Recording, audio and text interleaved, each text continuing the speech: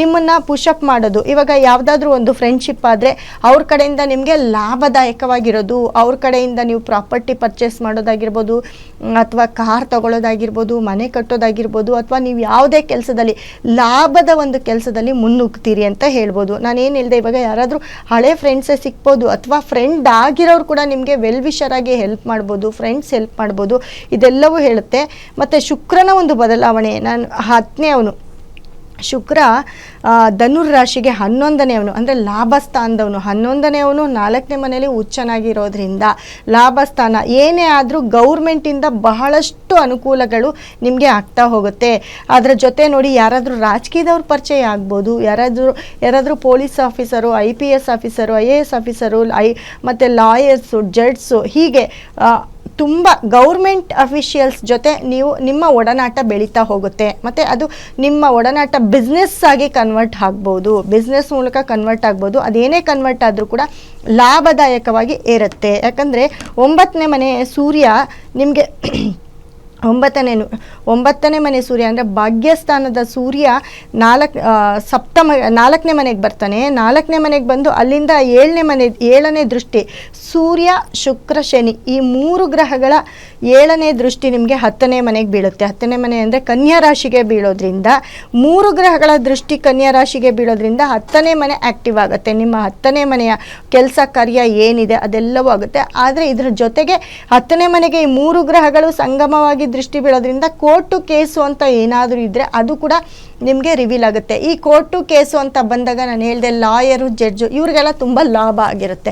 ಯಾಕಂದರೆ ಈ ಕೋರ್ಟಿಗೆ ಸಂಬಂಧಪಟ್ಟಿದ್ದು, ಸ್ಟೇಷನ್ಗೆ ಸಂಬಂಧಪಟ್ಟಿದ್ದು, ಇದು ಕೆಲವು ವ್ಯಕ್ತಿಗಳ ಜೀವನದಲ್ಲಿ ನಡೆಯುತ್ತೆ ಧನಸ್ಸು ರಾಶಿಯವರಿಗೆ. ಅದೇ ನೀವು ಲಾಯರ್ ಆಗಿದ್ದರೆ, ಜಡ್ಜ್ ಆಗಿದ್ದರೆ, ಪೊಲೀಸ್ ಇದರಲ್ಲಿ ಇಲಾಖೆಯಲ್ಲಿದ್ದರೆ ಅವರೆಲ್ಲರಿಗೂ ಕೂಡ ಒಂದು ಲಾಭ, ಒಂದು ಪ್ರಮೋಷನ್. ಯಾಕಂದರೆ ಯಾವುದಾದ್ರೂ ಒಂದು ತುಂಬ ಅಂದರೆ ಪ್ರಮೋಷನ್ ಬರಬೇಕು ಅಂದರೆ ನಾವು ಯಾವುದಾದ್ರೂ ಒಂದು ಒಳ್ಳೆ ಕೆಲಸ ಮಾಡಿರಬೇಕು. ಆ ಥರ ನೀವು ಪ್ರಮೋಷನ್ ಆಗೋದು ಏನಕ್ಕೆ ಅಂದರೆ ನಿಮ್ಮನ್ನು ಗೌರವಿಸ್ತಾರೆ ಮತ್ತು ಪ್ರಮೋಷನ್ ಕೊಡ್ತಾರೆ ಅಂತ ಒಂದು ಒಳ್ಳೆ ಕೆಲಸ ನಿಮ್ಮ ಕೈಯಿಂದ ಆಗ್ತಾ ಇರುತ್ತೆ ಈ ಒಂದು ತಿಂಗಳಲ್ಲಿ. ಹಾಗಾಗಿ ಈ ಯಾರು ಜಡ್ಜು, ಪೊಲೀಸು, ಲಾಯರು ಅವರೆಲ್ಲರೂ ತುಂಬ ಒಳ್ಳೆ ಒಂದು ಟೈಮ್ ಅಂತ ಹೇಳ್ತೀನಿ. ಆದರೆ ಹೆಣ್ಣುಮಕ್ಕಳು ಸ್ವಲ್ಪ ಹುಷಾರಾಗಿರಬೇಕಾಗತ್ತೆ.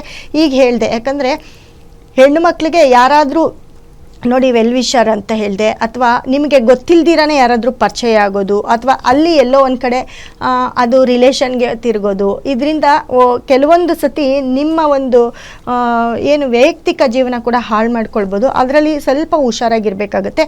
ಮತ್ತು ಏನೇ ಮಾಡಿದ್ರೂ ಅದರಿಂದ ನೀವು ಲಾಭದಾಯಕರಾಗಿರ್ತೀರ ಕೂಡ. ಯಾಕಂದರೆ ಇವಾಗ ಯಾರೊಬ್ಬರು ವೆಲ್ ವಿಷರು ನಿಮ್ಮನ್ನು ಎಲ್ಲೋ ಒಂದು ಕಡೆ ಪುಷ್ ಮಾಡಿದ್ರು, ಯಾವುದೋ ಕೆಲಸದ ವಿಚಾರವಾಗಿ ಪುಷ್ ಮಾಡಿದ್ರು, ಅವ್ರ ಕಡೆಯಿಂದ ಹೆಲ್ಪ್ ಆಗೋದು ಕೂಡ ಇರುತ್ತೆ. ಇದು ಒಂದೇ ರೀತಿ ಅಂತ ತಿಳ್ಕೊಳ್ಬೇಡಿ, ಯಾವ ರೀತಿಯಲ್ಲಿ ಸರಿ. ತುಂಬ ಹೆಲ್ಪಿಂಗ್ ಅಂದರೆ ಕೆಲಸ ಅಂತ ಬಂದಾಗ ಲಾಭದಾಯಕ, ತುಂಬ ಲಾಭವನ್ನು ಪಡ್ಕೊಳ್ತೀರಿ. ಅಥವಾ ತುಂಬ ವರ್ಷದಿಂದ ಫ್ರೆಂಡ್ ಆಗಿರ್ತೀರಿ, ಮದುವೆ ಮಾಡ್ಕೊಳ್ಬೇಕು ಅಂತಿರ್ತೀರಿ, ಮದುವೆ ಮಾಡ್ಕೊಳಕ್ಕಾಗಲ್ಲ, ಎಲ್ಲೋ ಒಂದು ರಿಲೇಷನ್ಶಿಪ್ಪಲ್ಲಿ ಇರ್ತೀರಿ, ಅವ್ರಿಗೂ ಕೂಡ ಈ ಒಂದು ತಿಂಗಳು ತುಂಬ ಲಾಭನೇ ಅಂತ ಹೇಳ್ಬೋದು. ಹೆಂಡತಿ ಗಂಡನಿಂದ, ಗಂಡ ಆಗಿದ್ರೆ ಹೆಂಡತಿಯಿಂದ, ಹೆಂಡತಿ ಆಗಿದ್ರೆ ಗಂಡನಿಂದ ಲಾಭ ಮಾಡ್ಕೊಳ್ತೀರಾ ಅಂತ ಹೇಳುತ್ತೆ. ಮತ್ತು ಶುಕ್ರ ಮತ್ತು ಶನಿ ಸೂರ್ಯ ಇರೋದ್ರಿಂದ ಮನೆಯಲ್ಲಿ ಹಿರಿಯರಿಗೆ ಯಾರಿಗಾದರೂ ಸ್ವಲ್ಪ ಹೆಲ್ತ್ ಅಪ್ಸೆಟ್ ಆಗೋದು, ಅಥವಾ ಅತ್ತೆ ಸೊಸೆ ಮನೆಯಲ್ಲಿ ಜಗಳ ಆಡುವಂಥದ್ದು, ಅತ್ತೆನ ಕಂಡ್ರೆ ಸೊಸೆಗಾಗಲ್ಲ, ಸೊಸೆನ ಕಂಡ್ರೆ ಅತ್ತೆಗಾಗಲ್ಲ. ಇದು ಕುಟುಂಬ ಅಂತ ಬಂದಾಗ ಆ ಕುಟುಂಬದಲ್ಲಿ ಸ್ವಲ್ಪ ಕಾಂಟ್ರವರ್ಸಿಗಳು ಜಾಸ್ತಿ ಆಗ್ತಾ ಹೋಗುತ್ತೆ. ಕುಟುಂಬದಲ್ಲಿ ಕಲಹ ಜಾಸ್ತಿ ಆಗುತ್ತೆ. ಇದು ಈ ಒಂದು ತಿಂಗಳು ಏನು ಮಾಡುತ್ತೆ ಅಂದರೆ ತುಂಬ ಫ್ರೆಂಡ್ಶಿಪ್ಗೆ ಒತ್ತು ಕೊಡುತ್ತೆ. ಫ್ರೆಂಡ್ಶಿಪ್ ಆಗಿರ್ಬೋದು, ವೆಲ್ ವಿಷರ್ ಆಗಿರ್ಬೋದು, ಅವ್ರ ಮತ್ತೆ ಕೇಳೋದು, ಅವ್ರು ಹೇಳ್ದಾಗೆ ನಡ್ಕೊಳ್ಳೋದು, ಈ ರೀತಿ ಒಂದು ಬಾಂಡಿಂಗ್ನ ಕ್ರಿಯೇಟ್ ಮಾಡುತ್ತೆ. ಎಲ್ಲೋ ಒಂದು ಕಡೆ ಸಂಬಂಧವನ್ನು ಬಿಟ್ಟು ಹೋಗೋ ರೀತಿ ಮಾಡಿಕೊಡುತ್ತೆ.